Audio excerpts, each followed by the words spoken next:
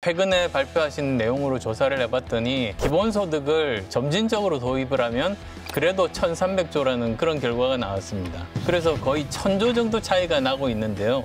여기에 대해서는 어떻게 생각하십니까? 기본소득이 1,000조가 들어간다는 건 계산상 아무리 해도 그렇게 나올 수 없습니다. 저희가 합산해본 결과로는 250조에서 300조 원 정도입니다. 근데 그거는 계산 방식이 좀 잘못된 것 같습니다. 한번 살펴보시기 바랍니다. 네. 그리고 이재명 후보께서 국토보유세 5배로 올리겠다. 그것뿐만이 아니라 또 탄소세도 말씀을 하셨습니다.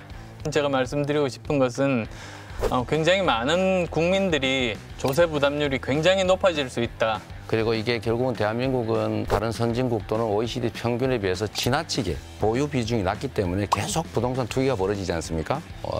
탄소세는 약 8억 톤 정도가 발생하니까 물가 상승 부담을 상쇄해 주는 걸로 지원하는 게 가능한데 그게 사실 기본소득적인 것이죠. 우리 안철수 후보님, 제가 한번 여쭤보겠습니다. 대한민국의 정치가 불안정해서 경제가 어렵지요. 경제에 집중해야 될 역량들이 정치 불안이나 아니면 비민주적인 요소나 이런 것 때문에 훼손되지 않습니까? 그래서 저는 정치 체제를 바꾸는 게 정말로 중요하다. 제3의 선택이 가능한 그런 국가로 가야 된다. 그래서 상대방 실수만 하기를 기다리는 정치, 이런 거 좀 바꾸고 또 모든 역량 있는 자원들이 전부 힘을 합쳐서 통합정부를 만들어서 내부 경쟁을 하고 국민에게 심판받는 그런 나라가 되면 좋겠다는 생각을 하는데 우리 후보님 의견은 어떠십니까? 저는 정치 한 10년 동안 다당제가 소신입니다. 이제는 거대 양당끼리 우리나라를 끌고 오는 것은 이제는 더 이상은 효과가 없습니다. 오히려 서로 갈등만 부추기고 그리고 7, 80년대, 4, 50년 전에 그런 생각에만 갇혀서 나라를 더 이상 한 걸음도 지금 앞으로 나가지 못하게 하고 있습니다.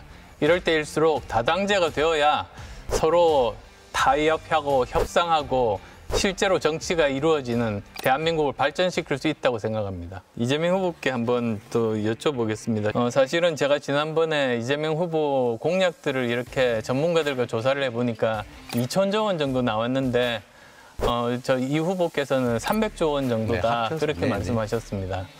그래서 다시 한번 또 최근에 발표하신 내용으로 조사를 해봤더니 기본소득을 처음부터 본격적으로 도입하지 않고 점진적으로 도입을 하면 그래도 1,300조라는 그런 결과가 나왔습니다. 그래서 거의 1,000조 정도 차이가 나고 있는데요. 여기에 대해서는 어떻게 생각하십니까? 기본소득이 1,000조가 들어간다는 건 계산상 아무리 해도 그렇게 나올 수 없습니다. 그게 아니라 전체 지금까지 공약하신 내용들을 다 합한 겁니다. 저희가 합산해본 결과로는 250조에서 300조 원 정도입니다. 제일 많은 금액이 어떤 건가요? 네, 살펴보시기 바랍니다. 제일 많은 금액이 두 가지죠. 그러니까 여기에 있는 기본주택 100만 호, 디지털 대전환 105조, 이 정도가 아마 제일 많이 드는 그런 내용들일 겁니다. 근데 그거는 계산 방식이 좀 잘못된 것 같습니다. 한번 살펴보시기 바랍니다. 네, 알겠습니다. 네. 그리고 이재명 후보께서 국토보유세 5배로 올리겠다. 그렇게 지금 하셨습니다. 장기적으로 그렇게 보유세를 올려가야 된다. 그리고 거래세를 조정해야 되고 그리고 이게 결국은 대한민국은 다른 선진국 또는 OECD 평균에 비해서 지나치게 보유 비중이 낮기 때문에 계속 부동산 투기가 벌어지지 않습니까? 자동차세만 해도 약 2% 정도가 되는데 부동산은 0.17% 정도에서 너무 낮고 대신에 거래세 부담을 줄여줘야 되겠죠. 예, 그것뿐만이 아니라 또 탄소세도 말씀을 하셨습니다. 톤당 5에서 8만 원이면 거의 한 30조에서 64조 원 정도 1년에 거칩니다. 그런데 혹시 1년에 우리나라 법인세가 어느 정도인지 아십니까? 정확한 금액은 제가 모르겠고요. 탄소세는 약 8억 톤 정도가 발생하니까 5만 원 정도 유럽 기준으로 부과하면 한 40조 원 정도가 될 수 있는데 이미 한 10,000 원 정도를 부과하고 있으니까 그 차액 정도를 저희가 이제 산업 전환의 일부 지원, 스위스는 35% 지원하지 않습니까? 그리고 나머지 65%는 국민들에게 물가 상승 부담을 상쇄해 주는 걸로 지원하는 게 가능한데 그게 사실 기본소득적인 것이죠. 제가 지금 지적하고 싶은 게 그겁니다. 지금 현재 우리나라 법인세가 70조인데 네. 탄소세를 부과를 하게 되면 추가적으로 30에서 64조. 그러니까 지금 현재 법인세의 50에서 90%가 더 늘어납니다.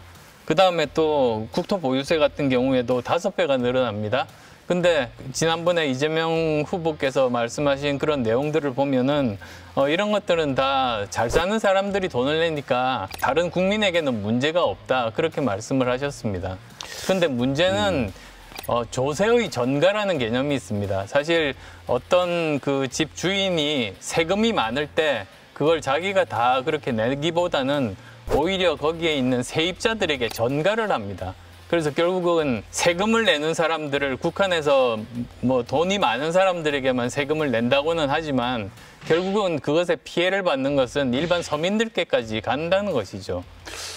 그 말씀도 일리가 있습니다. 그러나 뭐 전체가 다 그렇게 되는 것은 아니고, 그러나 우리 사회가 부동산 투기가 언제나 심각한 사회적인 문제고, 그걸 해결하기 위해서는 보유 부담을 올리고 거래 부담을 낮춰야 된다라고 하는 것이 사회적 합의가 되어 있는 것이고, 그런 측면에서 보면 장기적으로 당장 올리겠다는 게 아니고 국민적 합의를 거쳐서 계속 올려가야 된다는 것이고요. 어쨌든 제가 말씀드리고 싶은 것은 굉장히 많은 국민들이 조세 부담률이 굉장히 높아질 수 있다. 그 말씀을 드리고 싶고요.